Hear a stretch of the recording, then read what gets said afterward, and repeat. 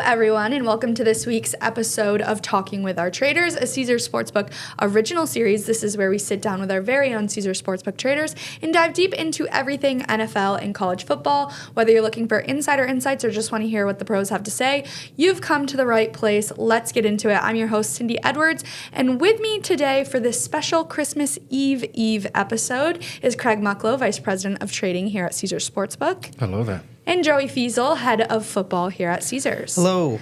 Okay, guys, let's dive into some college football. Guys, what were your overall thoughts on the first round of the college football playoff? Well, it didn't feel like a March Madness. All the favorites came in pretty easily.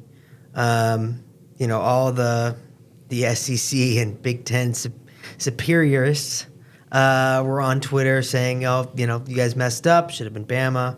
And maybe they were right. What I liked about it, I like the home field and cold weather making a difference, a Craig type game where you saw Tennessee going there and struggle, SMU going there and struggle. I think that was a good thing. I think what they did wrong and what they're going to have to change, and I think they will, is change the seeding up. Because now you have probably two teams that didn't deserve a bye. You have Penn State with a really easy out, easier path. And then you got Oregon and Ohio State, probably 1-2 top teams going to play off. And, one of those that could be the national title. So I think they're going to have to redo the seeding moving forward. But I think it's, overall it's college football. It makes more meaningful games, which is always good for us. But, yeah, it was left a lot to be desired probably. Yeah, boring. Exceptionally. Look, Joey's got it spot on. Clearly home field advantage was valuable, which is probably a question later, but why are you not having home field advantage all the way through if you're a higher seed? Yeah. The experience in the bigger games clearly mattered. The lack of experience in big games clearly mattered. Mm-hmm. The weather mattered. Yeah. And unfortunately, all the games were over by half-time, so it wasn't. Yeah. March Madness, you watch games because of comebacks and the runs. Right. These were just unwatchable. unwatchable. Was not there. Right. 4 blowouts is something I never want to see again. If you're a customer, you do. Do you think playing in the first round of the college football playoff will be an advantage for those teams that did advance? No, quite the opposite. Any extra game means more wear and tear, means you're close to an injury. And the extra time that the other teams do get, you get to prepare. And most of the time they're preparing for the favorite in those games. Well, guess what? They all came through. So I think it's definitely having an advantage of having the bye and having that extra time to game plan to prepare of who you're playing. So the teams on bye are going to get the advantage there. Yeah. Yeah, you're right. One thing I forgot to mention. They scheduled these games against the NFL. Why? You could have had 2 games on Friday, not against the NFL. There were 4 playoff teams playing on Saturday in the NFL, and you scheduled 2 of those games as clashes. You've got all the time in the world to change these up and move them, so why didn't you? At least then you get more. Mm-hmm. It was a handle killer from a sports perspective. You only imagine what it would have been like if A, the games were not clashing, and B, they were competitive. Home field did help. You always get the extra game as well for injuries. I just feel that it's odd that you can get 4 home games and then everything else is neutral thereafter. Yeah. Either make it all neutral or make it all home, at the higher seedings.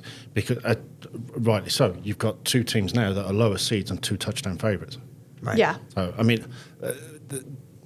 we're complaining now. Everybody else will be complaining. Thankfully, I'm not on Twitter to read it. But there people have moaned, whatever, regardless. But it probably does need fixing. It's first year. You're going to learn lessons. Yeah. They'll figure it out. Yeah. Okay, favorite college football playoff quarterfinal game for the total to go under. Craig, we know you love an under. Why don't you start us off? We got Notre Dame and Indiana in. And we're sticking with Notre Dame and Georgia. It's not because of the quarterbacks. It's because of the defenses. Yeah. Notre Dame have a good running game. I thought last week Indiana might stop them, and then I'm at dinner and I see, they're at the 2, and then a minute later it's 7-0. Yeah. Good touchdown run. But, yeah, that's my favourite under. Yeah, I had the same one. Notre Dame, Georgia, 2 great defenses. Again, quarterback issues with Georgia, which is going to help, or it's going to help the under a little bit, not as much as everybody would think. But yeah, these guys are going to run the ball, and it's going to be a gritty matchup. Yeah. Well, when these two agree, that's when you know to hammer it. Favorite college football playoff quarterfinal game for the total to go over, Joey? Ohio State, Oregon, over 53.5. Yeah. These teams scored a bunch when they played last. Oregon's really got their offensive going. We saw Ohio State really put the pedal to the metal this last game. So, yeah, like over 53.5. Ohio State put the pedal to the metal because it was a job-saving opportunity. Yeah, it was. Yeah. I've gone Texas, Arizona State. Okay. Don't mind that one either. Yeah, I mean, thankfully, three of the finals are in bowls, domes. Yeah. Mm-hmm. So, no weather. No weather. No weather. Favorite college football playoff quarterfinal to cover the spread? Going Georgia, -1.5. Just the better team here. Again, Notre Dame, really don't know who they are. I think you're getting value because I think they're overvaluing the quarterback issues with Georgia being out. So give me Georgia -1.5. Almost went the 1 this time. Just Georgia. Just Georgia. All right. I like it. Pick an upset in the college football playoff quarterfinal. I'm going to go with Arizona State to upset Texas. And the only reason why I hope you're right. it's this Arizona State team is that team of destiny they shouldn't be there. You know, they were picked last in the Big 12. Everybody wrote them off. They've had that extra week to prepare. I think they can get it done.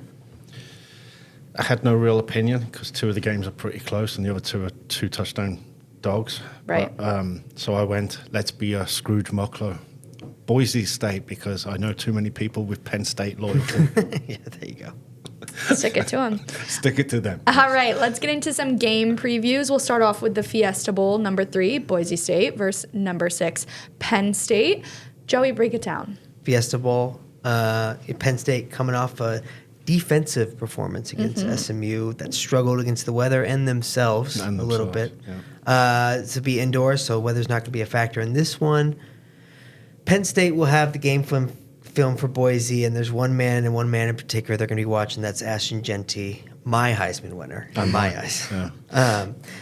Penn State's going to try to stack the box and eliminate the threat of Genty, which throughout the season, that's what Boise did.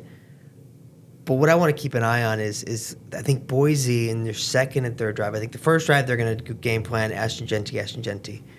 But I think Penn State's going to realize that they're going to stack the box. I think the second or third drop they're going to try to take some deep shots. I think that's going to be the game plan for them because we all know the best person on this team is going to be Ashton Genty. So line opened up -11. Penn State moved towards Boise briefly and then back up again. I'd like to say Boise here but after this past weekend, there's a big gap in skill between these two teams, so probably going to go with Penn State. Yeah, it goes back to the original question. Here's the mockery. You've got a 6 versus a 3 seed, and the one's a 11-point favorite. Yeah. If Ashton Genty has a big game, Boise win. It's that simple. Penn are not getting home field advantage like they had. They had 100,000 people in the stadium. I'd like to see Boise compete, but I just think it's a repeat of round 1 with these overmatched, inexperienced teams. Yeah. Right. Yeah. And no knock on Boise State. They deserve to be there, but they also deserve to have a home game. Right. Okay, let's move on to the Peach Bowl, number 4, Arizona State versus number 5, Texas. Joey? Yeah, Cam Scattaboo and the Sun Devils to take on Quinn Ewers and the Longhorns. Like I said before, a team that has the most motivation in these playoffs. Picked last in the Big 12. Now they're in the big show. Coach Dillingham for Arizona State is very animated, and keep an eye on the sideline in this one because he will be. Game opened up -13.5 up to 14. You know, this Texas team, really good team, really solid team. Could have won the SEC title game, weren't able to do it. But I think there's just something about the Sun Devils and their inability to quit, so I'm going to take them. Ooh. Craig? Yeah, another lopsided spread with a lower seed. Texas, for what I watched of the game, because it was over that was the most competitive game of all of them. Yeah. Clemson had a chance in the end to cover. To cover. They were never winning. Right. Yeah, that game was over and over early. I just hope Arizona can hang with them. I'd like Joey to be correct, but obviously we've got a pretty chunky bet on Texas on the outright. Right. So we'll all be Arizona State fans on New Year's Day. Yeah. Okay. Next, we have the Rose Bowl, number 1 Oregon versus number 8 Ohio State. A little bit of a rematch here. Joey, break it down. Yeah, Ohio State's going to get the rematch they've been waiting for, and we've been all waiting to see. Oregon's getting a little more respect this time around. If we look at the last game, it was Ohio State minus 3.5 at Oregon. Now we're seeing the spread being 2.5 for Ohio State on a neutral. Again, Oregon at like that last part of the year were clearly the number 1 team. We'll see if they can bring that momentum to this game, even though having like the little bye week because Ohio State did look solid. And yeah, Ryan Day's job was on the line, and it's going to be on the line again. I like Oregon in this matchup. I think they're the better team. I think just offensively, they're going to be too much for Ohio State, and they're just good on all sides of the ball. They have the better coach of landing. Give me Oregon. Didn't they win that game on a technicality with some They did. rule? They at the did. end? They did. Yeah, I mean, this is probably the best game on paper. Yeah, for sure. I'd like to see Oregon handle Ohio State again. Tough game. This one's too close for me to call, but it is the only outdoor one, and it's in California, so it makes no difference. Yeah.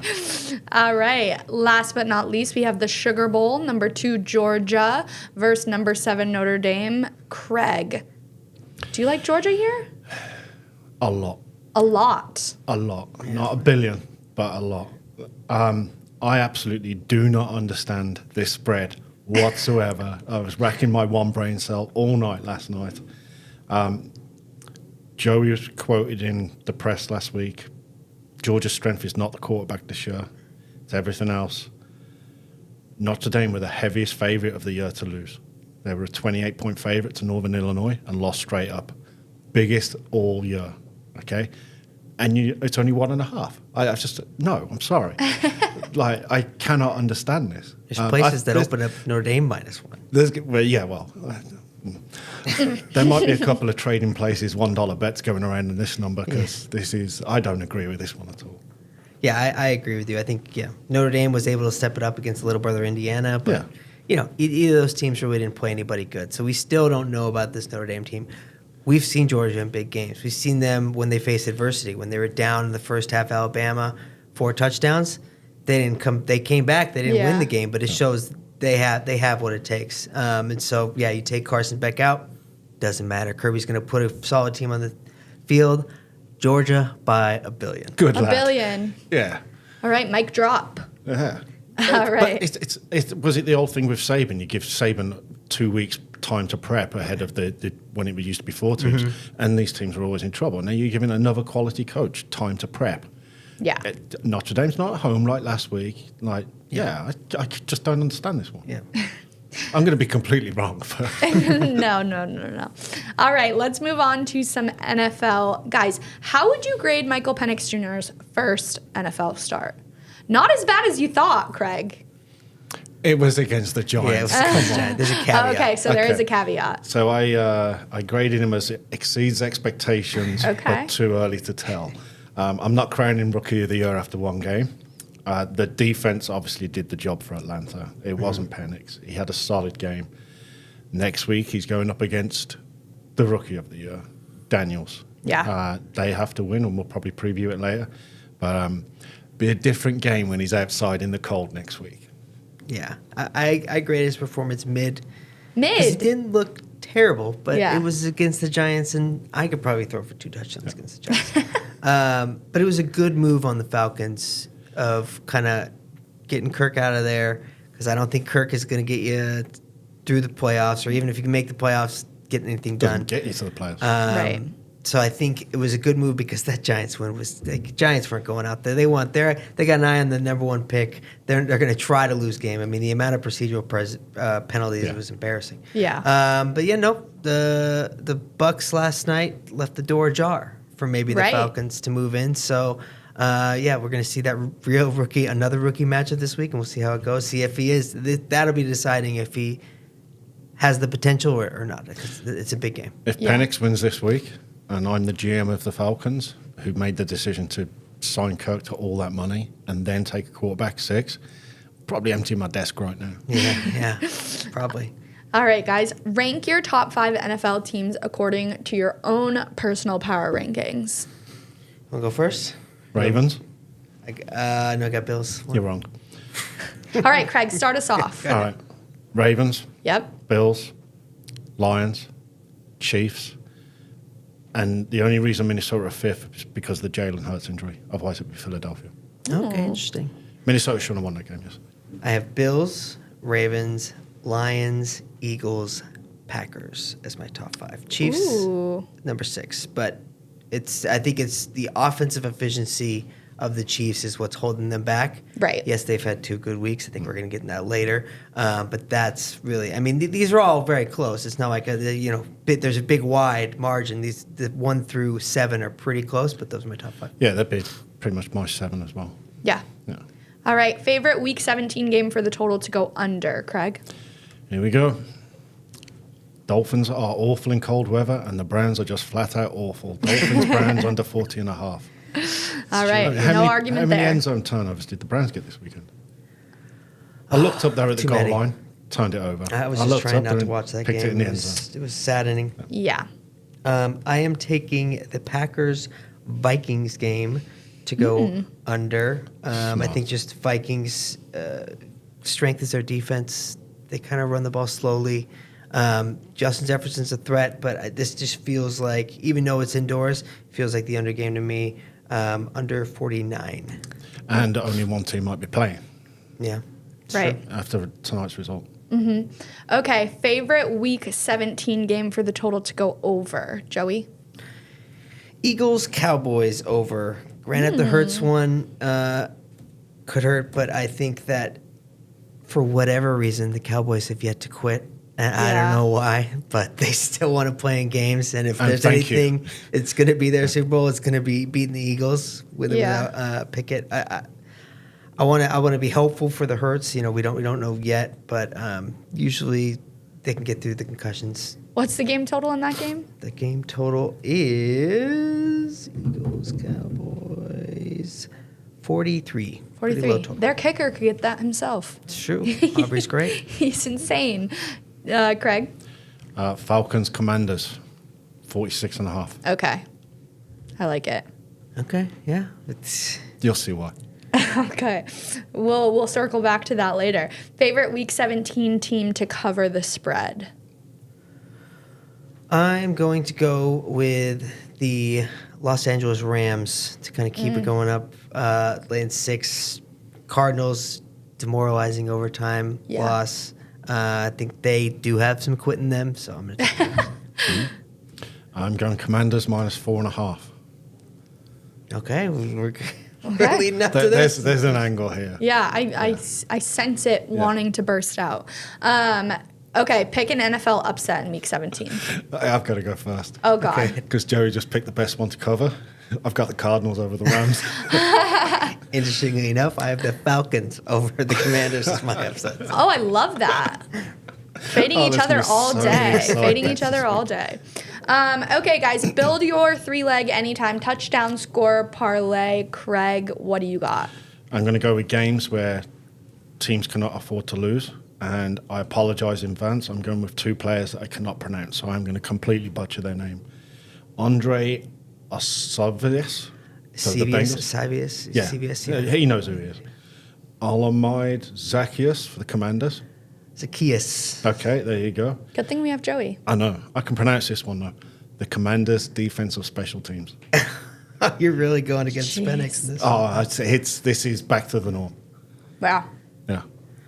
Well, I apologize to any Lions fans, but my his record of injured getting reserve people Oh, coming. injured is my God. because Hurts was part of my and Montgomery was in the week prior, so I seem to be having my own little Madden curse. So Stay away from anyone on my fantasy team. I am in the championship. I apologize if you have any Lions, but Jahmyr Gibbs, Jamison Williams, Jared Goff. Sorry, Cindy. What the heck? I apologize in advance, but that was yeah. Oh, my God. I'm going to have to be doing some hedging Now, here. the question is, who's the first one injured? Oh, God. I don't want to say. I don't want to call that. I don't want to see how powerful my Powers my are mush your is, voodoo. yeah. You're like on Chiefs My level voodoo over doll, there. Okay, guys, if you like either of these, you can tail them trail them on the Caesar Sportsbook app. Craig, any weather to watch for this weekend? A little bit. So the NFL East Coast games are all going to be very cold. Yeah. A good chance of freezing rain. So just keep an eye. The weather just missed Seattle. It was there all morning and then disappeared. College, obviously the playoffs of 3 of them are indoors and one's in California. Bowl games, Georgia Tech and Vanderbilt will be very wet, and Texas Tech and Arkansas will be very wet. All right, thank you for that. Well, let's preview some games. We have some Christmas games going on. Let's start off with the Chiefs versus the Steelers. Chiefs keep getting it done. What should we expect from this one? Joey? Yeah, it's going to be the first of this AFC battle on Christmas Day. Kind of a swap reverse of what we saw on Saturday, which is always fun. Both these teams played on Saturday and both had much different results. Right. Chiefs were going into the week that, Mahomes has an ankle injury. Yeah, it looked really hurt. And he ran for a touchdown. I kind of saw that coming, Yeah. What, the touchdown? Just Why didn't you tell him me? being absolutely fine and that ankle not being an issue. I guess that they're writing their own bulletin board material, but they had a day on offense, which we haven't seen really this year. Is it like they woke up, or is it the competition they're facing? I think it's a little bit of both. Mahomes getting a rush touchdown, and Xavier Worthy having a really good day. Maybe a little too late for the Rookie of the Year, but Chiefs want this 1 seed, get the first round bye. So if this game gets out of hand early, I expect the starters to go out in the second half, which has a possibility because the Steelers just really they're going back to what the Steelers we thought they were going to be in the beginning of the season. I mean, it was Russ. I was like, let Russ cook. He's running for the end zone, fumble, 14-point swing. Really did not go this week. So we'll see if this is the start of the Chiefs' push for that three-peat. Chiefs have only won 1 of the last 6 visits to Pittsburgh. Oh, wow. A win gets the Chiefs the 1 seed, regardless of what the Bills do. The Steelers, after last week's loss to Baltimore, now have a battle on their hands for the AFC North. But I'll give them an asterisk for last week. Baltimore were ready for that one. Mm-hmm. Yeah. We took, interestingly, a $1.5 million bet on the Chiefs last night on the money line. Sorry, to win Joey. $1 million? To win $1 million. I made the total lower, and interestingly, both teams are coming off 3 games in 10 days, which is really tough, and more so for the Steelers because they've played the Eagles, the Ravens, and now the Chiefs. So they've gone up against marquee teams. I lean to the team that needs it the most. So I'm going to go Steelers and under. Ooh. All right. Well, let's move on to our next Christmas game. We have the Ravens versus the Texans. A little swip swap, like you said. Joey, break it down. Yeah, the Ravens handled the Steelers on Saturday, and there was no doubt about it. Texans. You're welcome. Yeah.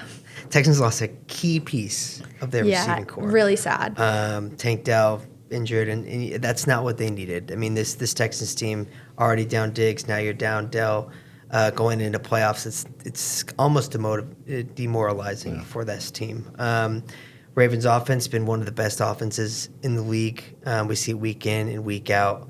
And the Texans we saw struggling on defense. So this might be another Ravens by a billion game. Would not be surprised. It's just that the Texans. I feel bad for him because they went in this year. They made the pieces. We're going to really push for playoffs, and they're going to be in it. But now your whole offense is injured, and they have to kind of move past that, and that's going to be difficult. Definitely. I've seen nothing from Houston the last 2 weeks to make me increase my number on them or think they'll be anything better than a first round and out. Yeah. The problem is they're going to get Baltimore or Pittsburgh round 1. The Ravens own this series. They're 12-2 all time, but the only 2 losses came in Houston, but they're still 4-2 in Houston. Houston have got nothing to play for. They've got the division. They'll have their seed. They could be meeting again in round 1. They're absolutely ravaged by injuries. And maybe the game plan is don't give away your game plan and save something for the wild card. Think strategically. You have to. You get into the playoffs, and why risk another injury? The Texans are not all that.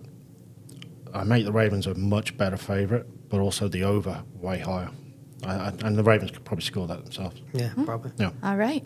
Let's move on to Sunday Night Football. We have the Falcons with their new quarterback in Michael Penix Jr. versus the Commanders, who walked away with a pretty impressive win against the Eagles yesterday. What should we expect?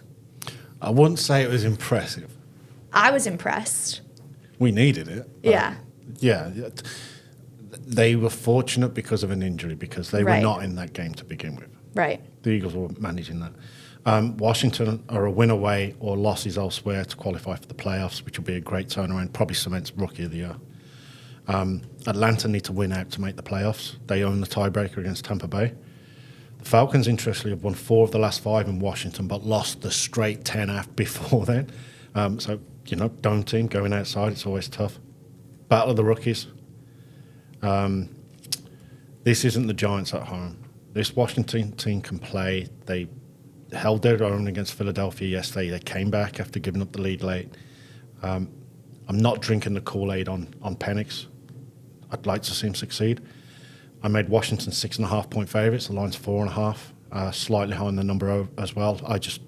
I love the Commanders this week. Yeah.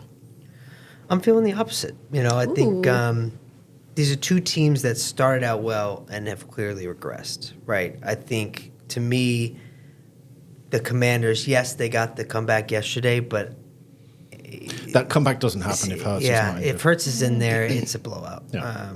which I'm sure Craig was happy to see because I went 0-2 this week. We'll get to the picks later. But Jeremy too. Yeah.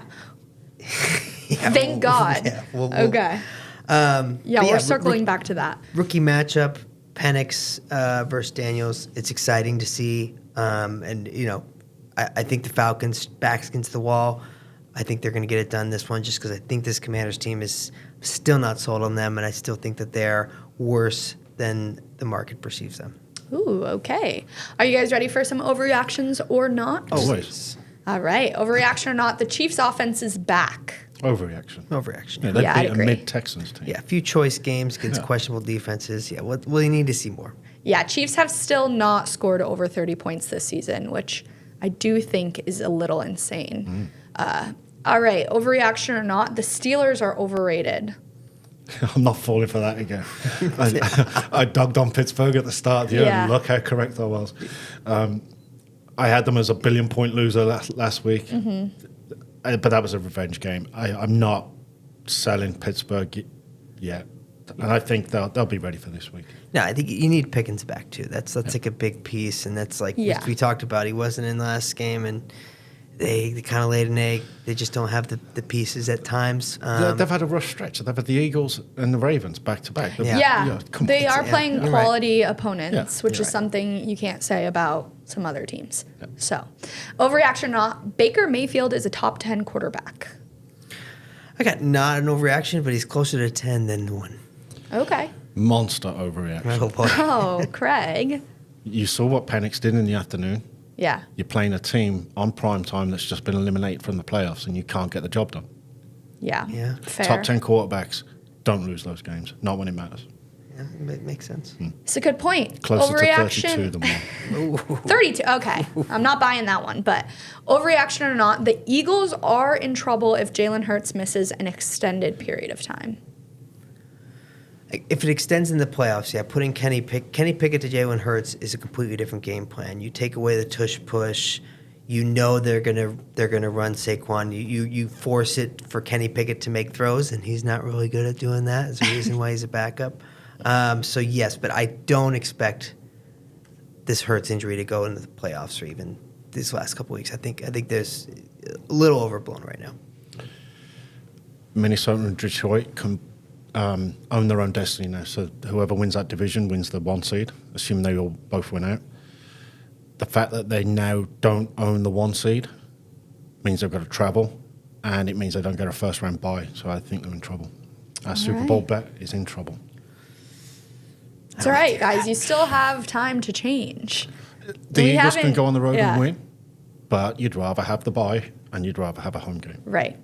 Okay, well, it is Christmas Eve, so what would we be doing if we didn't do a Christmas edition of Overreaction or Not? Guys, overreaction or not, eggnog is underrated. Overreaction. Eggnog's good once, twice, holiday Yeah. season. Then it just makes you sick. It's so much sugar. It's yeah. It's good maybe Overrated. once or twice a sip. Yeah, I don't yeah, even think I that's can it. get past that. I've never had it, and I looked up a recipe last night for it, and there was no alcohol in it. So yeah, no chance. Oh, you I think you could add. Okay. Yeah, Yeah, I think. It's in the Christmas drinks. It's mulled wine and Baileys. Yeah. Okay, yeah. Okay. All right. Overreaction or not, Die Hard is not a Christmas movie.